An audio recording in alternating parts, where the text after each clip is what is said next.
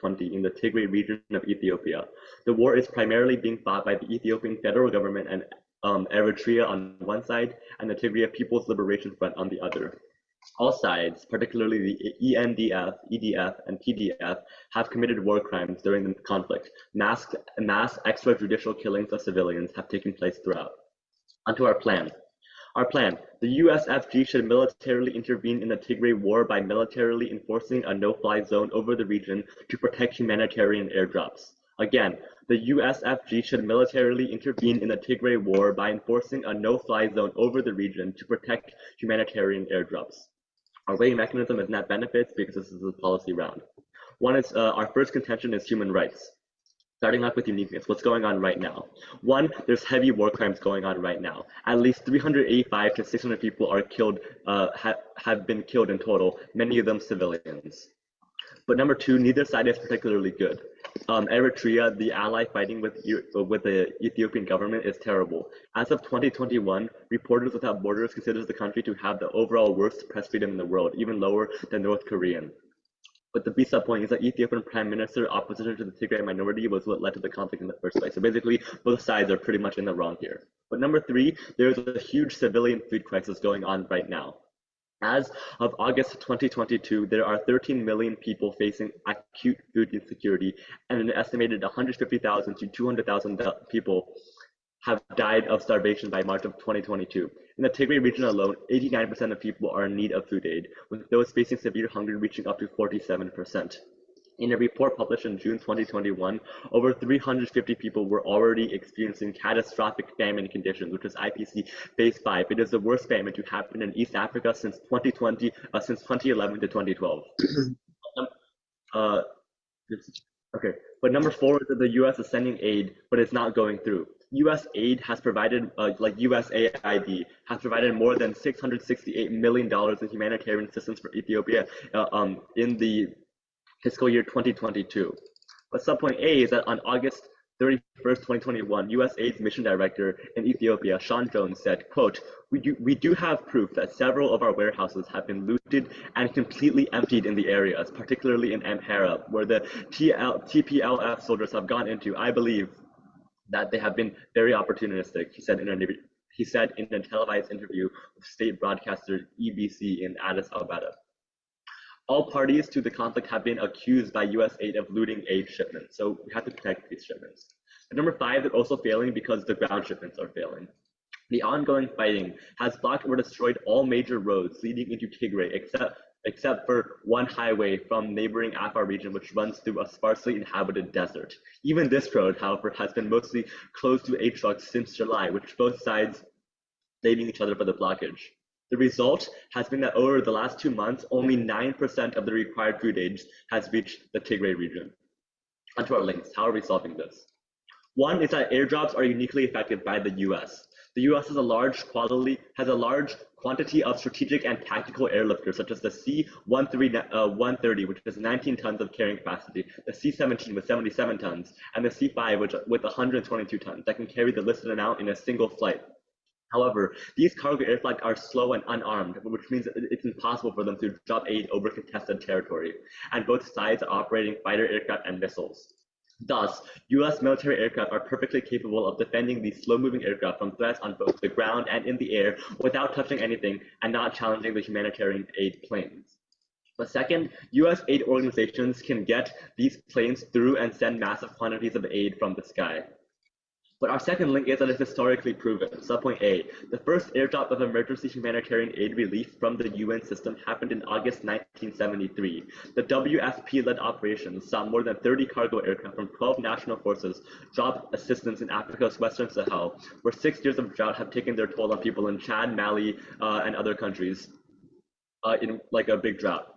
But the B subpoint is that there's a lot of methods right now for keeping these packages safe. Like one key reason is strong packaging, which allows airdrop parcels to withstand ground impact. For extra resistance, each bag is reinforced with 6 layers and sewn together using a handheld stitching machine. But three is that it's hard to be it's hard to be shot down. Subpoint A is that airdrops can be performed from different altitudes, ranging from 300 to 5,600 zones, where there is a danger aircraft might be hit from ground artillery. Yes. So just to clarify, are you trying to assume that the U.S. should be the only one presenting aid to these countries? And if so, how would that be ensured that it would reach the people instead of the corrupt leaders? Can you clarify your question, please? Yeah, so are you saying that the U.S. should be the only one to provide aid? And if so, how would you ensure that reaches the people and not the corrupt leaders of these governments?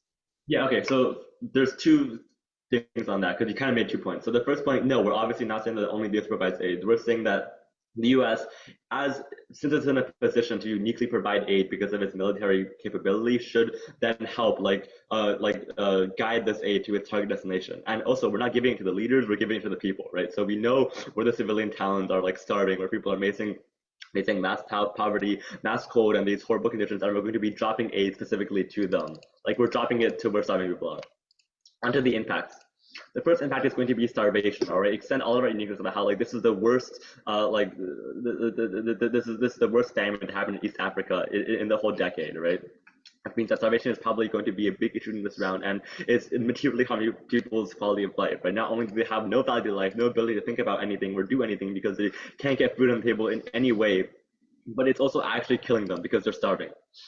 Number two is quality of life. We're in any case, humanitarian aid is obviously very in need, and by providing it, we're going to improve the material conditions. For all these reasons, I urge a strong vote for the affirmative.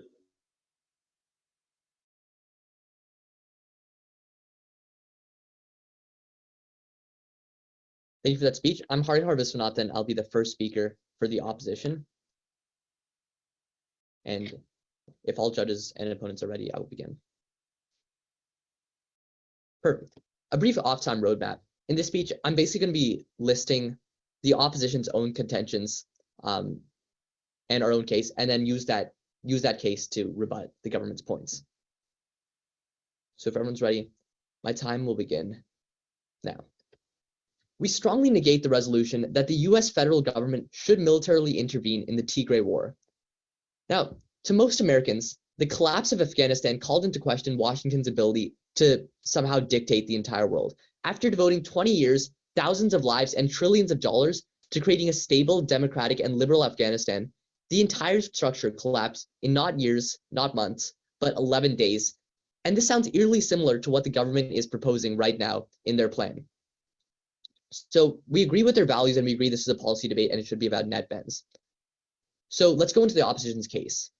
Contention 1, precedent shows how foreign military intervention fails. In reality, global competition for influence in one of Africa's most economically and militarily most significant states, which is this region, has become a major barrier to resolving the conflict. Because right now, foreign intervention has already made this conflict worse. So I asked them in questioning, should the US be the only one supplying aid? And they said no. But right now in the status quo, the Ethiopian government has bombed towns using drones purchased from authoritarian states, including Turkey.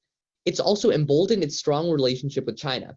And as of 2020, China was the main source of foreign investment in Ethiopia, with its companies accounting for 31% of all new projects last year. Furthermore, after the US started sanctions, Ethiopia has reduced its dependence on the West by diversifying its international partnerships and going to authoritarian states like China. So even assuming the government's plans worked of military intervention, even when narrow stabilization goals are met, this often occurs at the expense of long-term stability and democratic governance, because interventions rarely, if ever, positively contribute to improving the political environments that originally generated the crisis which sparked this in the first place. So what are the impacts of this contention? Number one, it reduces trade. As I said, US sanctions, when the US started getting involved, it already caused Ethiopia to kill off its relationships with the US. And this is really important because the Ethiopian government has explicitly stated that if the US continues to meddle in its internal affairs, it will, quote, be forced to reassess its relation with the US, which might have implications beyond our bilateral relationship. So this is basically saying, if the US gets militarily involved like the government wants, Ethiopia will will basically kill off all of its relations with bilateral trade. And Ethiopia right now is a major contributor to the US economy. And US trade with imports such as coffee have been skyrocketing the status quo, which means Ethiopia is only getting more and more important to the US economy. And what's the second impact? The loss of democracy in the Horn of Africa because of this lack of trade. Because if Ethiopia gets mad at the US, then the problem is Russia and China are also expanding their influence in the Horn of Africa. So already we see, as Ethiopia and US trade relationships start to go downhill, these countries are turning to authoritarian regimes like Turkey, and most importantly, China and Russia. So by implementing the government's plans, it'll only accelerate this trend. Eritrea, emerging from isolation, will seek to establish strategic partnerships with states that won't care about its authoritarianism. Even now, it recently agreed to the construction of a Russian naval logistics center, part of a broader Russian effort to establish strategic military positions on the Red Sea and Gulf of Aden. So if we're really talking about net benefits versus net harms in this debate, this shows that if the US gets involved in the way that the government wants, then all we're doing is helping Ethiopia turn to Russia and China, and we're losing geopolitical influence in that region. Furthermore, more than 327,000 pounds of supplies were airdropped into Afghanistan by the end of May this year, with the bulk of those drops occurring in April and May. So we have airdrop, like they said, we have military intervened in Afghanistan, but it's failed, as we've seen time and time again. So why are we repeating history? We should look at precedents and know that this is a bad idea. Our second contention is about human rights. So both sides in this conflict, both the Tigrays and the Ethiopian government, have been accused of violating human rights law, which the opposition has stated, or which the government has stated. But it's important to note that in this resolution, the US isn't actually supporting one side or the other. So obviously, if the US gets involved with one side, say they support Ethiopia, Ethiopia has a history of human rights violations, and that's not a good look for the US for other countries and to the Tigrays. And conversely, if they support the Tigray freedom fighters, these Tigrayan forces have also committed serious human rights abuses. So it's almost impossible in this situation for the US to just stay neutral and support both sides, because one side is going to be mad, and it will only reduce US relations with other countries, depending on how those countries support each side in this conflict. So furthermore, officially, the Air Force said that the spike signals spike of airdrops signals an increase in combat operations against insurgent forces. Unofficially, researchers have noted time and time again the rise in airdrops coincides with the arrival of a new unit to advise logical forces and increased insurgent activities along major highways. So the US, what I've basically said is that the US has been airdropping a lot in Afghanistan, and also there's been a spike in combat with these airdrops. So many researchers found it doesn't matter where the airdrops are focused, but it did say that the supplies were not evenly distributed across the country. So this directly feeds into our two contentions. Number one, the government's plan, they might try to present it as very lenient, right? Just purely having this no-fly zone, giving airdrops, that's not actual military intervention. But what we've shown in Afghanistan shows that these airdrops are more than enough to spark significant conflict in the countries because they are military intervention. And both our contentions show that military intervention have failed time and time again. The impacts are that Russia and China will take over geopolitical influence in this region, and we'll lose this crucial trade with Ethiopia that we have going on. So now I'd like to present a counter plan too, and my partner will build on this in his speech, about how we should use the UN humanitarian aid as well.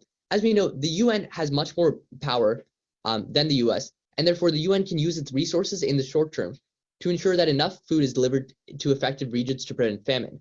Achieving this will take away some of that urgency and necessity that's currently motivating both sides to continue fighting. So in the medium and long term, it'll hopefully encourage dialogue and ceasefires between the two sides. So instead of the US trying to do this solo, instead we could have the UN do it with all of its resources, which would do two things. One, it would discourage China and Russia from being involved because the UN has much more negotiating influence against them. And two, it would actually give a reasonable way to deliver aid without the US trying to military intervene, which we've showed has not worked time and time again. Furthermore, the US can also convene an emergency meeting of the UN Security Council to discuss the situation in Ethiopia and bring more international attention to the crisis. Because what we've seen is that when a lot of different foreign countries try to give their own aid and own military intervention independently, then it's only caused more conflict. Because right now, the Tigrays are getting bombs from Turkey, and then China and Russia are supporting Ethiopia, and it's only furthering this conflict.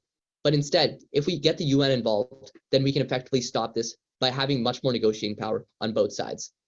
So we've laid out all the impacts, and we've negated both of the government's main contentions. So for these reasons, we're so proud to negate. Thank you.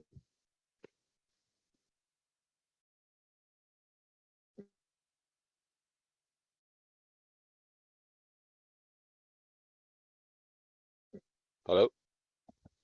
Good. Yep, okay.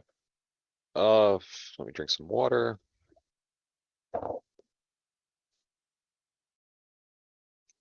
Okay, brief off-time roadmap. I'm gonna go counterplan, opponent case, and then defense and extensions of my own case.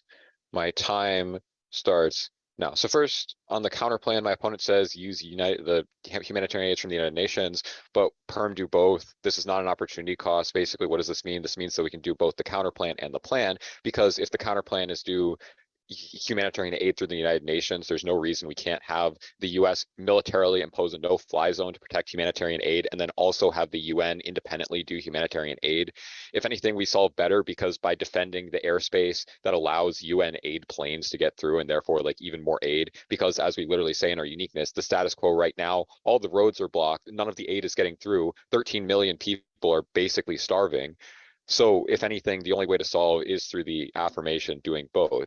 The only 9% of aid gets through. That is literally a stat that we say. So even if like you don't buy that we can do both, even in their world, they literally only get 9% of the aid through, which is nowhere near enough. On the solvency, they say it like discourages Russia and China for getting involved, but this basically refutes their disadvantage, because the US has basically like the same power as the UN, because like the US is an actual like country with military power and economic power, and the UN is like a governing body, so to speak, that doesn't actually have like authority per se. Yes, it has like some pressuring authority, but it can't necessarily do anything. This is why like the UN has never really been able to like stop conflicts, even if it says it does.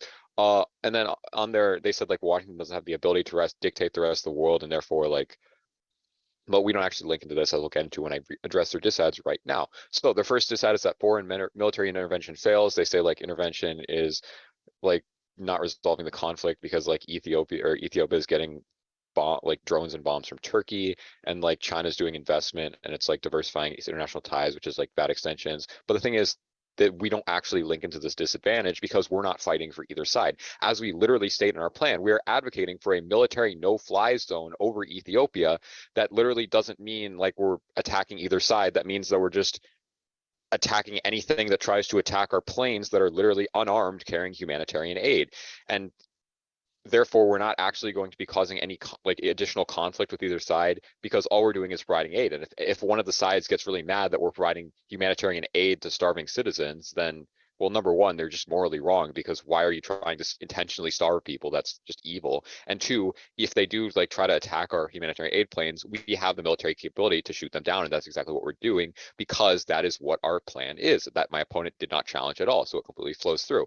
Additionally, their point about how like China's doing foreign investments, that's the Belt and Road Initiative, which is a whole China thing. This isn't actually necessarily Ethiopia. This is just China trying to be like imperialist. But the US isn't even doing this in our plan, because we are literally just doing a no-fly zone, which is military intervention. On their links, they say like no trade and loss of democracy. Basically, you can link turn, or actually, wait, no, these are impacts. So yeah, under the impacts, they say like no trade with Africa, or there's no trade with Ethiopia, because like Ethiopia is going to get mad at the US, and then loss of democracy, because like the people get mad at the US. But you can link turn all these impacts, because by being nice to the people, and by like actually feeding them when they're literally just starving, they're going to like the US more, because generally speaking, if a country is, or not even just the US, but any country that provides aid, including the United Nations, because everyone realizes that, oh, these people are giving me food, therefore I like them. So you can literally turn them, but also the no trade doesn't really make sense in either way, because the US isn't taking a side, so there's no reason that they would like get immediately pissed off at them. And then their point about loss of democracy, about how like like China and Russia get like more ground. Number one, Russia is literally like a backwater at this point. I mean, look at their performance in Ukraine. Like everything is going wrong for them. They've reached the point where they're like conscripting their like massive army is literally just a bunch of like very like 50-year-old men with like World War II equipment, and like their navy is literally just a bunch of ships, like wrecks of ships. I mean, like their flagship was literally lost in the Black Sea. That was literally their flagship. So point being, Russia is literally irrelevant. And also on their no trade point, they say that Ethiopia is a major contributor to the U.S. economy because like coffee, but this is simply like not true. Like yes, Ethiopia contributes to the U.S. economy, but compared to the rest of the world, it is utterly irrelevant. Like look, like China has like trillions of dollars in contributing to the U.S. economy versus whatever small amount Ethiopia does, even if it like provides anything.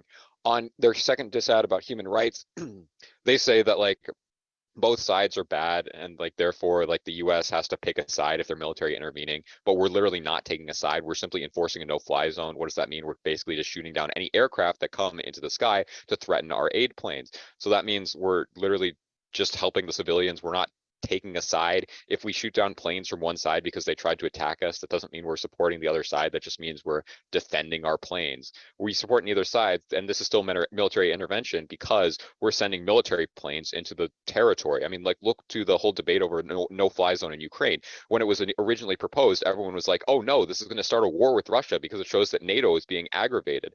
But if you and therefore like if you don't think that's military intervention to the point where it would spark conflict because it's like you're getting your military involved in the conflict, then why should you not believe like there's no reason that you should actually believe that like a no-fly zone is military intervention. On more airdrops equals like more insurgent activity, there's literally no causation here, just because like number one, just because there was like more insurgent activity after airdrops doesn't necessarily mean that there's causation. And even two, like the US, if the airdrops are from the United States government are being to the US troops in Afghanistan because the US sent troops on the ground in Afghanistan, then of course the insurgents are going to attack the troops because they literally just got like new weapons. And then they say no fly zone is military intervention, but I already extended that. On our entire case flows through specifically extend the stat that in the Tigray region alone, 89% of people are in need of desperate food aid, which those facing severe hunger reaching up to 47%. In a report published in June 2021, over 350,000 people were already experiencing catastrophic famine conditions. It is the worst famine to happen in East Africa since 2011. In the last decade, there's been nothing worse. This is like the worst it's been in an entire decade. So why do you have to vote for the affirmation? Extend our links, extend the fact that airdrops work, extend the fact that they can't be shot down, and that they are historically proven. What does this mean? This means that we have the capacity to send massive airdrop planes with capacities such as like 77 tons to 122 tons of like humanitarian aid in a single flight because they are defended in a region that otherwise is a hostile air environment, that these planes in the status quo would literally just get shot down. So what does this mean? We have the actual capacity to solve for all this massive hunger because we can reach with airdrops directly into the hands of the people and not instead having to send them down the road, not having to send them into warehouses that get looted by forces on all sides. We drop them directly into the towns and the villages where the people are starving because that's exactly what an airdrop does. We paradrop the supplies right where the people are. Therefore, there's no middleman. It goes directly to the people.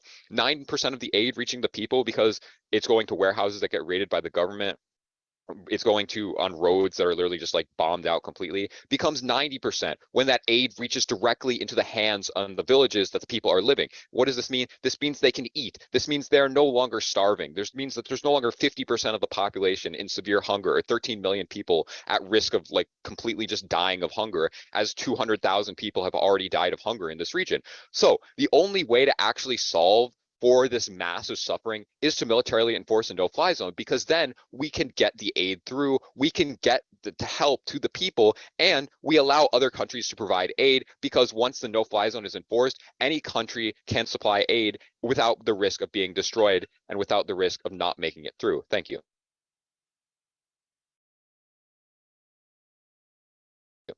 All right, so with that, I also have an 8-minute speech. I'll be the second speaker for the opposition team. Quick off-time roadmap. I'm going to go through a bit of their case, specifically how airdrops, like about their point about airdrops and no-fly zones. Then we're going to go through our counter plan, and then we're going to go finish off, if time permits, with human rights. So with that being said, my time starts Now, so let's start with their entire first contention or their sole contention, where they say that airdrops are going to work and that a no-fly zone is going to let that happen. So first of all, what we've shown you with Afghanistan is that when you even established a no-fly zone and had airdrops, this doesn't help. We've already lost Afghanistan in like 11 days, like my partner said, and after 20 years, nothing has happened. We still haven't had Afghanistan. In fact, we're further behind in that point. So let's talk about how a no-fly zone doesn't really work at all. So first, when we look at Afghanistan, we've had a no-fly zone. We've had military intervention, and when we airdrop things, insurgents rise. There's a perfect link chain there. You can ignore anything my opponent says about how there's not a link chain between no-fly zones and not having like actual aid happening, because we've shown you that there's like a quantifiable increase of insurgent activity. And so now let's also look at the cost benefit analysis, and let's look at their values, which are cost benefits, or sorry, not cost benefits, net benefits. So why a no-fly zone is bad is because it costs over the research shows that it will cost America over $1 billion. So first of all, this is technical and political. Putting a no-fly zone acts as a war against Ethiopia or the Tigray rebels, which is obviously taking a side, right? So our opponents can't say that we can't take sides. We're just dropping food to either side because this will have like either side not getting aid. We can't give aid to both sides and still maintain our neutrality, because that's just not how it works. We've shown you in our case that when we drop air supplies, it's in specific locations, and certain areas don't receive the help they need, which means that people are still starving in those areas. And that's why you should take our case over theirs, because we've shown you that because status quo isn't like working right now and their plan isn't going to work because people aren't going to get food, you shouldn't take their point about airdrops. You should just completely throw that out. And that's their sole contention.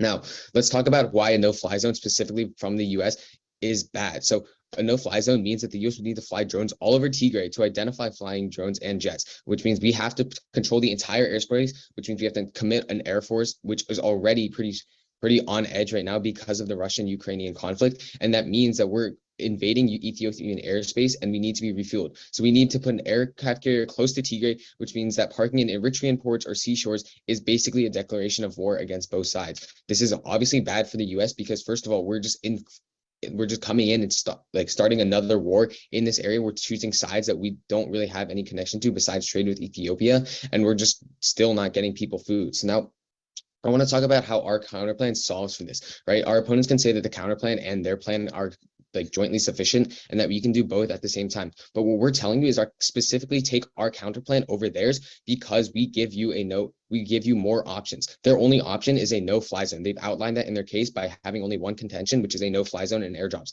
However, our counterplan says that UN humanitarian aid constitutes not only airdrops, but other things as well. This is why only establishing a no-fly zone isn't going to work. It's military intervention, but it's not helping the people.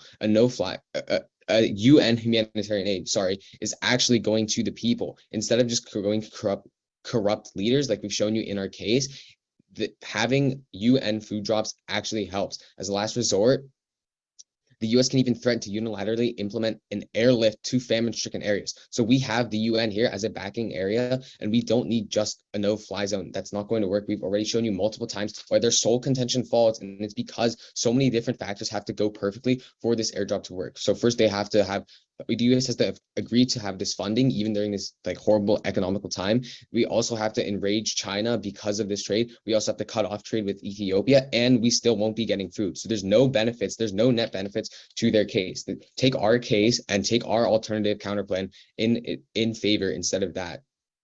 So the UN working together is better than just a US only no-fly zone. The US is obviously a pretty big figure in like world politics, and it's a pretty Western figure, right? You either side with like the US or it's another big choice is either China or Russia, right? That's like the clash of ideologies. But the UN is a joint sort of gathering of nations. So it's not just the US. Ethiopia doesn't have to sacrifice their sovereignty by just dealing with the US, because Russia and China are also trade partners.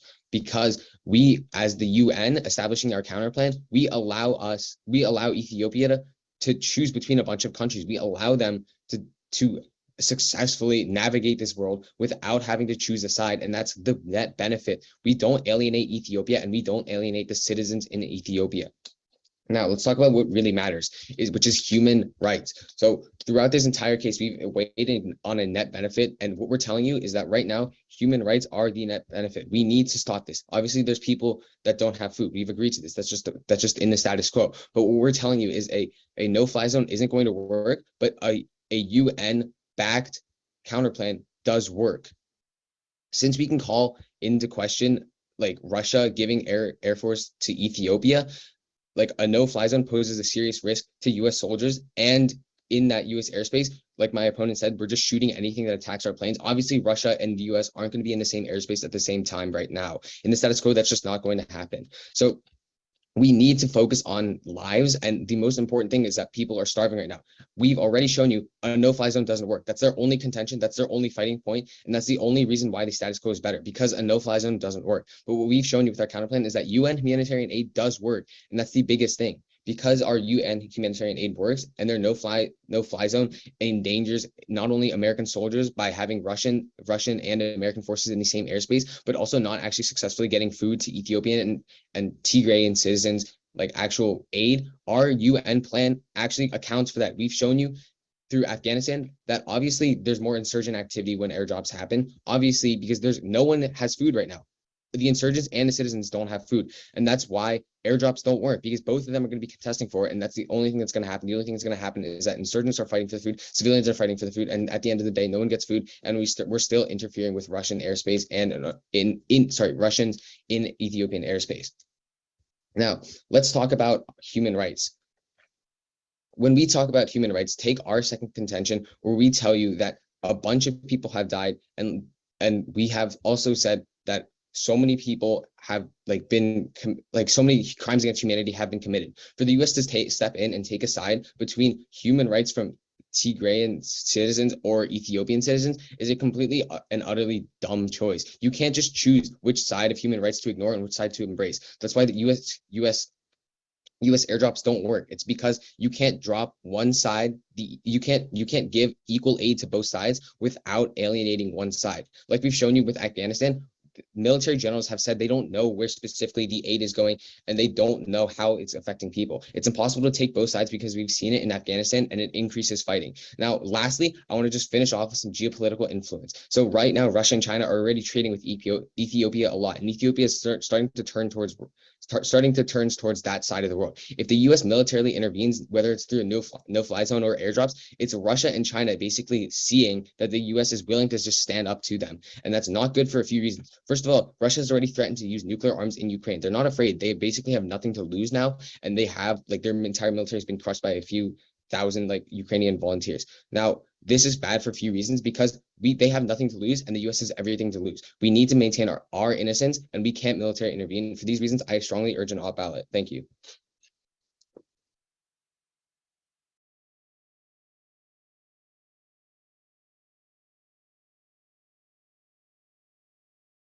All right, thank you. I'll be giving the third opposition speech. Is anyone not ready?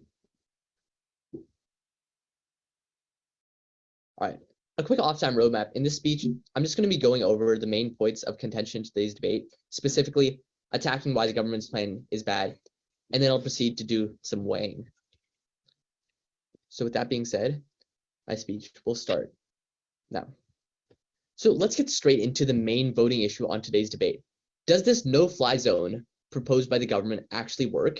And the answer is a resounding no, because of what we said. So we'll present the logic very concisely. Number one, the cost. As my partner just said, research shows that a no-fly zone will cost over $1 billion. As the US is already struggling with other global conflicts such as Ukraine, this puts a tremendous strain on the US economy, and for no reason, because as we've also showed, this foreign intervention will only make fighting worse. So we're spending $1 billion for absolutely no gain in the country. The second reason is because it's an act of war against Ethiopia. When we put a no-fly zone in here, it doesn't magically just eliminate that entire airspace. There's still conflict going on, and this will have all of that Horn of Africa outraged, along with China and Russia, who are extreme supporters of Ethiopia. China and Russia will gladly send their latest Air Force and anti-aircraft weapons to test on US jets. So the US would actually be at risk. As my partner said, when the US is putting people into that no-fly zone, Russia's Air Force rivals the US's. So Russia can still challenge. Yeah, sorry. Sorry, point of order. Can you please pause time? Okay. The Time is up. argument that Russia is going to send them missiles or something is totally new in the LOR. Well, my partner actually just said in the last speech that putting a no-fly zone would act as an act of war against Ethiopia, and we already talked about how China and Russia support Ethiopia. So I'm just explaining why it's acting as an act of war against Ethiopia, which my partner already said. It's a panel. All right. So with that, then I will resume my time, starting now. So as I said, my partner did mention that it will have tremendous impact against US people as they're on the line. And my partner even mentioned that the US is already spread thin with Russia and Ukraine. So it won't have enough bandwidth to try to actually support this war as well. And the third reason no-fly zone doesn't work is that it means US would need to fly, would need to identify all of Tigray's, all over Tigray's flying drones and jets.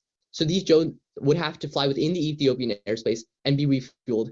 So the US would need to park an aircraft carrier close to Tigray. This means that we have to park an aircraft carrier close to Eritrean ports, and the US would need to fly through Eritrean airspace just to get to Tigray. So it'll take hundreds of jets, and they'd need to rotate and refuel constantly. So all we do is risk alienating one side and endangering US soldiers.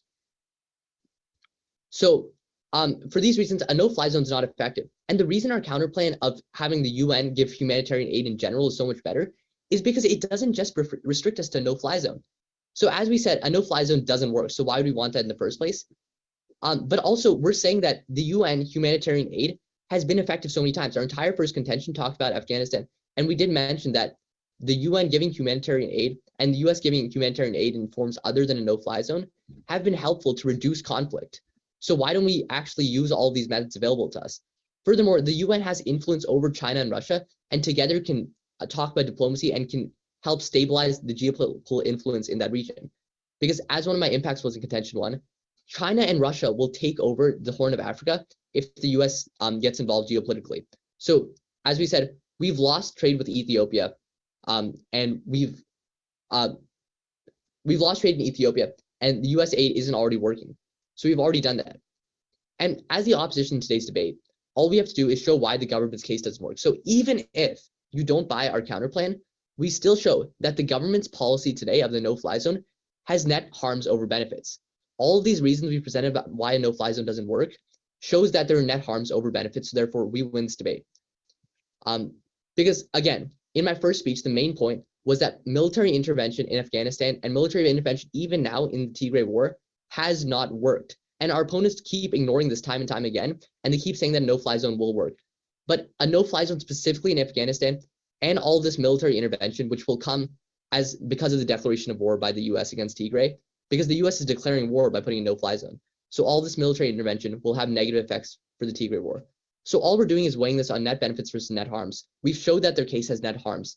So therefore, we've rebutted their main point in today's debate, and you should vote opposition. Thank you.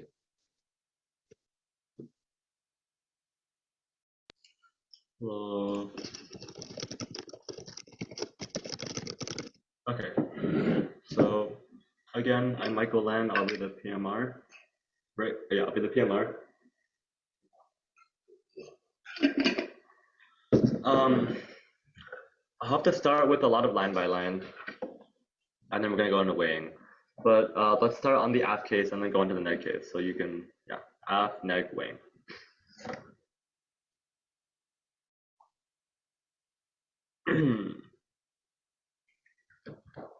My time starts now. We are winning this debate because we prove that military support for airdrop aid is both necessary and sufficient to solve for hunger in the region. Starting off with their responses to our case. First, before I say anything else, all of this is new in the MO, which means I have all golden turns to this. All of their points, like their 5 new responses, all could have been made in the LOC.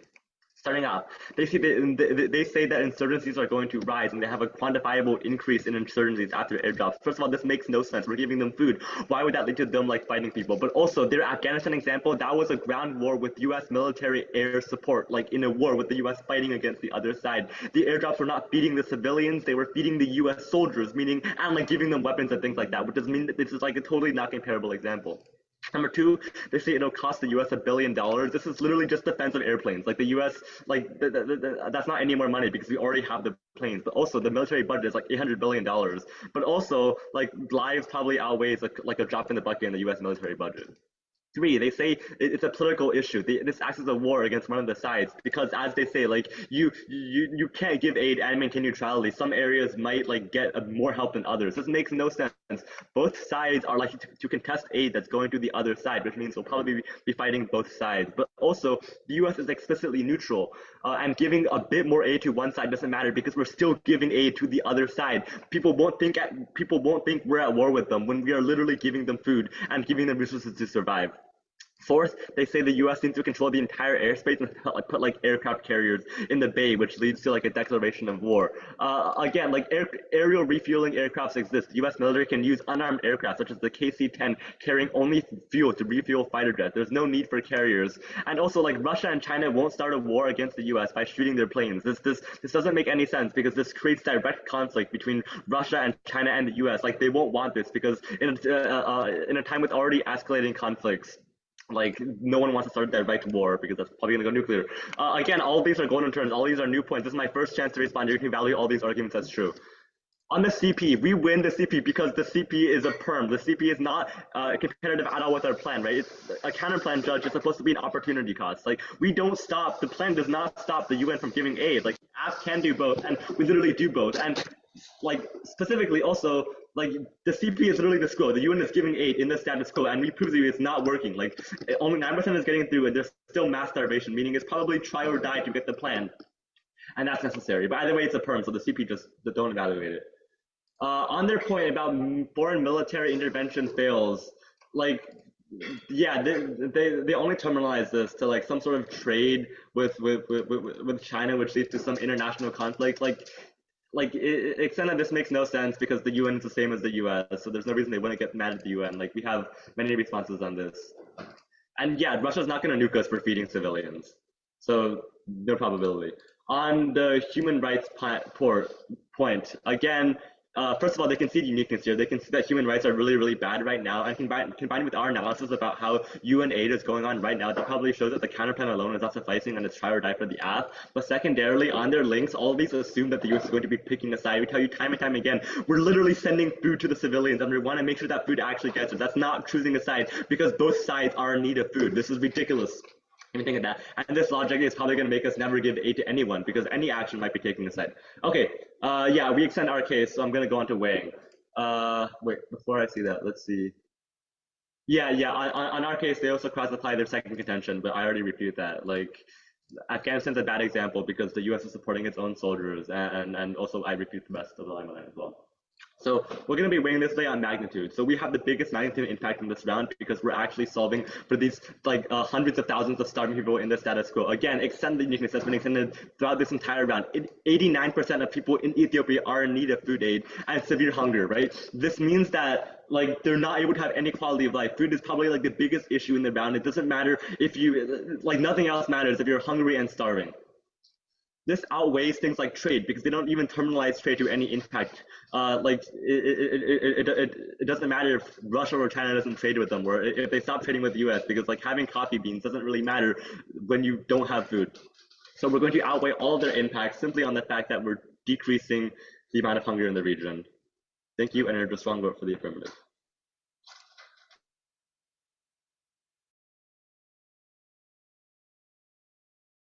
Great round, guys. Yo, great round.